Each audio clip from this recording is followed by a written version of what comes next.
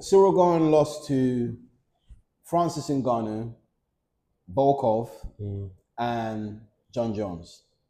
None of them people are dickheads. Do you get what I'm saying? Yeah. None of them people are dickheads. And let's be honest, besides, you know, the John Jones fight where John Jones just completely... He wrapped them up. What else can you say? He gave him a street beating. He's like, come here, boy. He let your mama, boy. You know that baby baby. Chuck wasn't even fully in. The video, bro. It wasn't even fully in. He just felt defeated. He gave him that talk hole for your mama, boy. Headlock choke, yeah. Bro. But Ciryl Gane is actually a good fighter. Yeah. I feel like a lot of people are writing him off because he got whooped by John Jones, but who didn't? That's it. That's it. Like let's be honest. The closest fight that we've seen John Jones have was Gustafsson. Yeah. And Reyes. Boy. What happened to him even? Oh, I don't know. But he's on a couple win streaks as well. But no, he just fell off. He's on a couple win streaks, to be fair. Is it? He's won his. I think it's his last fight. He won. I think he won the one before that. But yeah, John Jones always beats him. But the thing is, Ciryl Gane, his kickboxing's clean. He's actually quite nippy, bro. Yeah, he's agile. That's why I like Ciryl Gane. He's a big guy, but he's on his toes. You know what I mean? He can, throw his kicks out, throwing them like. He's not the conventional heavyweight. He don't fight like a conventional heavyweight. Can Tom Aspinall handle that? Who's he fought that's like that? Oh, no one. To be honest with you, you're going to look at his past opponents. He just come in blitzed and just knocked them out. Really? And then on top of that, he hasn't defended anything for a while. So as much as we're saying Ciryl Gane has been off for a bit doing like Hollywood, what has Tom Aspinall been doing besides training? That's true. Because if you're saying I'm not going to defend the interim belt, then what are you doing while you're doing that? Because anyone can just sit back and train. It's not the same sharpness you get when you're in the cage. That's it. You know? So for me personally, writing off Ciryl Gane is the biggest mistake anyone can ever do. And this is UFC and it's heavyweight. One punch can determine a lot of different things. That's it. However, Tom Aspinall is a phenom. He's a unit. He's young. He's got good wrestling. Everywhere. He's a mixed martial artist from day dot. Like, from his dad coaching him. Exactly. He's always been an all-rounder. He's a pedigree fighter. He's very, very, very sharp. He's very snappy. And he punches like a freight train. Boy, so clearly. I don't know. It's interesting. For me, I don't know. I would like to say I'm leaning more towards Tom winning this fight, but I want to see how round one goes. Yeah, okay. Fair enough. Because if it's going to be like his other fights, he's going to come at Ciryl Gane. I don't know how Ciryl Gane's going to take it because he likes to blitz. He likes to get out of there. He said, Aspinall likes to say, if he's scared, he fights first. So when he's in there, he's a bit erratic. He's like an erratic fighter. He wants to get in there, knock him out because he doesn't want to get knocked out. No, in the heavyweight game, it takes one. And with that, did you see the stare down between them both? I haven't. Bro, Ciryl Gane's a big youth, you know. Bro, he's massive. He used to play basketball. When they actually stood against each other, I was like, wait. I don't know why I thought Tom Aspinall was way bigger than him. No. He's up there, bro. He might even be a bit bigger than Tom Aspinall. Might be. He might actually be. I need to actually rewatch that thing again. But bro. He's big. He's a big boy. That is a big boy, man. Big boy. So does that now mean if Ciryl Gane beats Tom Aspinall, does that mean that Tom Aspinall can't beat John Jones? That's the MMA math, it never works out. It never works that way, it's different. It's completely different. Of course, but then does the Tom Aspinall hype train pump down a bit? Ooh. And another question is, if he does lose and he does get to fight John Jones somehow, because I don't know, I just don't see John Jones walking away from this fight. No. I don't see him walking away with this as his final legacy. If he does, how does he bounce back from a loss? And who is he going to fight? A second fight? Like, let's say he loses to Ciryl, he's going to fight Ciryl again after that. He's beat everyone else. What, John Jones? Or what? He can't because Ciryl, to see how the math's not mathing. You know what I mean? And then on top of that, why is everyone so gassed for Tom Aspinall to fight John Jones? Oh. I ask everyone this question. Why do you think it is? Why do you really want him to fight? It's because of how John Jones handled the situation, bro. Because if the way he handled the situation, right, he's just ducking, as in not even bringing it up in interviews, completely avoiding it. That's what gave everyone the fight in the MMA community to be like, oh, he doesn't want to fight him, duck, and build up to this whole thing. If John Jones handled it better, or if he actually took a fight, or instead of waiting so long to reply and be like, nah, be like, look, I don't want to fight you, and say no, then the hype train would have been done, the no ducking allegations would have been finished. But he left it so long for this hype for everyone to be like, nah, you know what, I don't even care about John Jones no more. And now he wants to fight again. Maybe it's a move, it's a career move, it's a marketing move. But if he sorts it out differently, this whole ducking situation wouldn't happen. Personally, that's what I think. Right, so question. If he loses to Tom Aspinall, does that now mean he's not the greatest of all time? Nah. He's still the greatest of all time. This is my question to everyone, right? So everyone keeps saying this, yeah? But if he doesn't fight him, then he can't call himself the greatest of all time. Bullshit. But if he beats him, are you guys going to accept that he's the greatest of all time? No, they're still going to chat shit and be like, because Tom Aspinall has been waiting all this time. He waited for Tom Aspinall to lose to Ciryl. And I just feel like everybody just wants to see a champion fall. Yes, bro. You know what, MMA community? It is a fucking tough community to be in, bro. It is. They'll see you, they'll hype you up, they'll follow you along the journey. The moment you step a foot wrong, you're washed.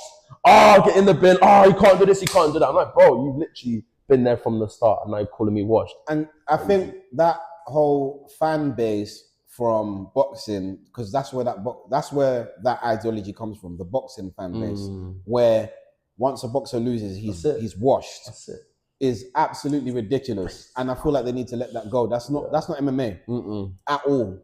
We've seen so many MMA guys come back, lose, go on a win streak, that's it, lose again, come back. But that's the thing. I like to see that.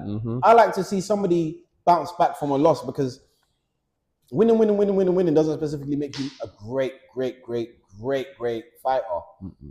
It just means you're very highly talented and very hardworking. But that don't mean you're a great fighter. We've had great fighters who lose. Who have you fought though? Because of the boxing, you're set up to win. You know what I mean? You got the journeyman along the way. What people have you fought along the way? Let's say like Floyd Mayweather, bring him in. He's fought the Pacquiao. Maybe at the end of his career, he's got a few different people. But if you look at what his 51-0 record, how many of those people are credible source, are of like one of the top? I'd say quite a small percentage compared to, Do you know what it was? Fighters. I hear what you're saying, but with Floyd, the reason why I feel like his is a little bit different is because during his generation, there was only a set amount of amazing boxers. That's the thing. But the set amount of amazing boxers, he fought them all. Let's not forget that. There was no one that he ducked. Because people always remember him when he, started making money in this. But I remember him when he had his first couple fights. I remember when he got robbed of his fights, and then he just decided, I'm going to be my own businessman. I'm not going to let these people rob me no more. And kind of fucked up the game of boxing, because it was when he started, turning it into a business that other boxers go and saw how much money he was making. Everyone else went, well, if he's making that much money, then I'm going to take that same route too. I'm not. And that's why boxing is the way it is now. It's not about for the glory anymore. It's not, you think you're better than me, let's fight. It's, how much money do you have? What's the pay-per-views that fighter's pulling in and all this type of stuff. But yeah, for me, we're going off topic. But yeah, for me, it's, I don't know, man. I just feel like this whole John Jones, Ciryl Gane, Aspinall triangle thing has been going on for a while. And for me, if we're going to throw in them three, I think we have to also throw in the one that his name shall not be mentioned in the UFC, Francis Ngannou. Yeah, he's bloodied up too. Henrique bloodied up. Uppercut. Yeah, he's done. That's it. Wow. Knockout. Vicious uppercut. Enough McMaynard's phone to try to get a matchup with Ngannou. Down goes the Reeb. Francis Ngannou. He told me that Curtis Blazes is all I need to do is get my opponents to raise Over the their top with fist. the right hand. Does Blaze recover? He's still one behind his feet. Mark Goddard's taking a closer look. Ngannou's powering in. Oh, this is bad. Early inside leg kick is there for Biggie Boy. Oh! It's over. Rosenstrike is out! Whoa! Ngannou! Out bad. Out cold. Load up. And leave these big openings. Oh! Stunned. Knockdown for Ngannou! Stipe back to his feet, eats another uppercut. Counter right from the entrance. Do you know what I'm saying? Like, for me personally, I would have rather seen him in the mix. I would have rather have seen Francis fight John Jones or Francis against a Tom Aspinall. That would have been a fucking amazing fight. Big fight. That's a big Do you know fight, what I mean? you know? And that's another thing I was saying. We need, look, MMA community. This is me reaching out to you guys, even though I know this will never happen. The PFL, One Championship, Glory, UFC, AKO. Cage Warriors. Like, wouldn't it be great if we brought all your champions together to fight under one unified belt like they do in boxing? That would be amazing. Like we had a Rugi Raga. What's his name? The one from Raga Rugi. Raga Rugi. Fucking. Do you know what I mean? And one championship. Yeah, and Francis Ngannou, Tom Aspinall, John John, all of them in one championship just to see who unified the belt. Unified belt. That would be amazing. Crazy. You know? Because I just feel like Tom Aspinall and John Jones would, I don't know. I don't know if their styles even match up for a good fight. John Jones is an amazing striker, has good takedown defense. Even though in a couple of videos that we've seen lately, he's been getting taken down by Dagestanians half his size. Do you know what I'm saying? I don't know, man. I don't see it as an amazing fight, and I don't think it does anything for John Jones's career or his legacy or anything like that. PR-wise, maybe he didn't handle it properly. That's what I'm saying. But whether he takes the fight or he doesn't take the fight, it doesn't dent anything on this man's career, guys. Helps Aspinall. It helps him more than anybody else. John Jones. And I think that's the point John Jones was trying to make. Like, bro, like, who is this guy? Do you know, little bro, like, who are you? Do you know what I'm saying? Like, fantastic, you're doing well in your career, you're a good fighter, but that does nothing for me, bro. That's why he said I'd rather fight like a Poatan. Do you know what I mean? I'd rather fight like a money fight. At least I can go out with a good change in my pocket and go chill. You know, why would you want to risk your career, your legacy of being unbeaten, this undefeatable phenom, to fight some young upstart who's just basically knocking bare people out just to prove a point to a couple people in the comments? On the contrary, he got given that chance when he was up and coming as well. That's like the rite of passage for Warriors to DC. do so. Talking about DC. DC saying this. It's a rite of passage. He had the opportunity. That hater. But then this is the thing, when you reach that age, you give that young guy a chance. I understand that. But at that same time, I feel like John Jones was already much of a bigger name than Tom Aspinall is now. So it was very hard for DC to be like, no. Do you get what I'm saying? John Jones was doing the most. Is Tom Aspinall doing the same? He hasn't, bro. Really and truly, he genuinely hasn't. He's an amazing fighter. Don't get it twisted. And I think I'm a big fan of Tom Aspinall. Yeah. But for John Jones to actually take him into consideration, for me, it was the same thing as when we watched Tyson fight fucking Jake Paul. Fucking ridiculous, bro. Like, why? What does that do for your legacy? And I feel like that's what hurt me the most about that whole Tyson Jake Paul fight, because for me, it's like, you're Iron Mike, bro. The boxer. Between you and Muhammad Ali, there's no one else bigger. No. Do you get what I'm saying? You don't want to see your biggest hero fall at 50. Just stay retired, man. Relax, bro. To Jake Paul. I would fight Jake Paul in the street right now for free. For free. It broke my heart watching Mike, because you could see that, you know what, people got the edits of him fighting Jake Paul and him when he used to be in his prime. The emotion's there, but the speed ain't there. It's not the same. The reaction, everything. Everything's not the same as Islam. It broke my heart, because Jake Paul just, an OAP.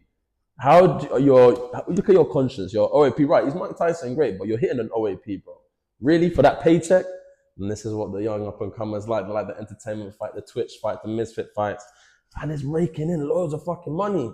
but is it right? Is it good for the sport? Is it good for boxing? I'm there like, if you want to watch a pensioner get fucking beat up, just go to a care home. Don't be real. Why are you fucking watching Mike Tyson? If you want to see a pensioner get beat up, go to a care home. Go to a bad care home. Not any care home. Hey. You meant the bad one. The bad people. No, but jokes aside though, man, I don't want to see stuff like that. Exactly. We're diehard those. We're fans of the sport. Legacy, you know man. what I'm saying? I feel like the that age. Don't exist no more. Yeah, the age of fighters where they actually care about legacy is gone. They care about that bank, that moolah. That's it. And it's boring. But I feel like the good thing about UFC is they don't have that too much, you know? That's why I would even say now, even in boxing, heavyweight is not even the big check anymore. You know? Back in the day, like when I was a youth and that, heavyweight was the place to be. You know what I mean? That's it. Now, since Floyd Mayweather, like the McGregors as well, you don't have to be the heavyweight to earn the big bucks. It's who are you as a personality and how you can monetize that. And if Dana White likes you, he'll push you. I feel like as a fighter now, you got to be a brand. You have to be. You know, you can't just be, oh, I'm strong and I'm good. You got to be a character. You know, are you a villain or are you a hero? Are you the people's champion? Are people on board with you? Yeah. Do you have a community? Do you have people vouching for you? Because that means they'll watch your fights, they'll watch your pay-per-views, and then guess what? That means more money in the organizer's pocket. That means more money in your pocket. It's like Colby Covington. Yeah, the arse wipe. He knew what he's amazing at what he does though. He knows what he's doing. Do you know what I mean? He wants us to hate him when he wears that MAGA cap and all that stuff. He knows what he's doing, bruv. All that shit he does. But you know, we don't even really have that many characters like that anymore, man. In boxing we've got what's my man? The one with the white beard, tattoo on his back. The mixed race kid, man. Whittaker. Oh, okay. We got Whittaker. Whittaker's a really big personality in the fight game right now. Who else would you say is a big character? Just character-wise, I mean, you could put Usyk in there. Usyk's there. I'm very feel.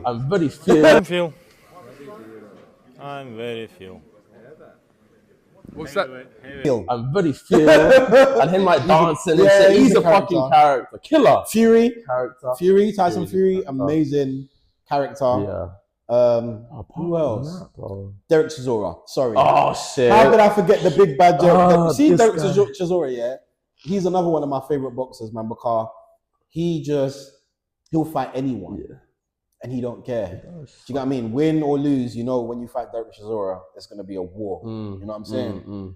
Who else? Dylan White, he's a big character. Apart from that, man. What about MMA? Who's a big character in MMA right now? Right now. I feel like Izzy was the last big character we had.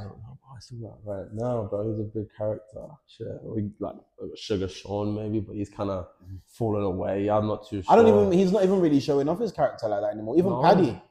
Even Paddy, if you notice both of them, they're not really. They're getting better. They know what it takes to get to that next level. Stop your clown shit, get in the gym and look at their character now. Do you know what I mean? I feel like they focused more on the character, the branding back then, and now they're focused on the fight. Exactly. More so. But I feel like you need to, as a professional, you need to find the middle ground of how to balance both.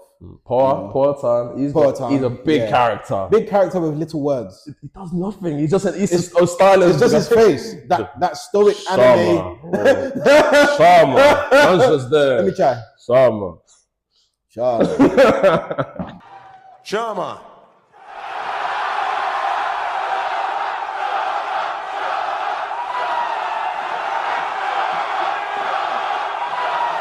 Do you know what I mean? The mystery. Yeah, man. Rarely see him smile. Brand. But he's a fucking killer in the ring, bro. Fact. Apart from that, man, shit, it's not really. What's that? I mean, that's an argument, right? We're lacking superstars like we did in the game back, like when the McGregors were there and stuff. We're lacking superstar fandom, and it's just there, like, shit. Could he be right? Could he put an argument towards that? Because we're struggling to name modern day characters now. Yeah. That aren't let's say at the top. Anyway. Because when you deep it, Muhammad Ali kind of was the one who started it. with his sharp mouth, driving up to fighters' houses in buses. Do you know what I mean? Mind games. He was doing the most, but I feel like that's what brings that wrestling entertainment aspect. That's it. Do you know what I mean? I think that's why we all loved wrestling so much, because we knew it was fake. The storylines were just so good, though. You know? My God. It's that character, and I feel like that's probably why they linked up with the WWE in the first place, you know? Man. Show us how to entertain. We know how to make fighters fight. How do we entertain, you know? That's it.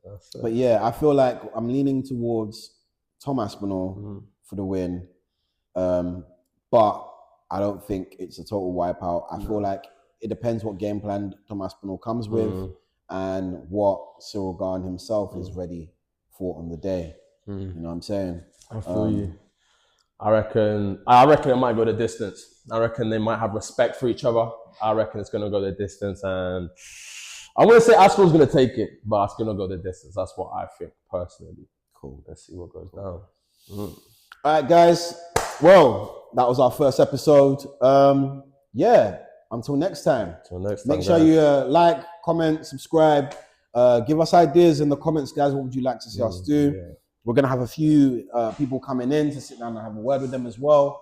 So you could get to ask people questions. We'll also be letting you guys know on Instagram when we have confirmed people coming in. So yeah, guys, just watch out. Support. That's it. Love for your boys. That's it. We'll see you next time. Let's go.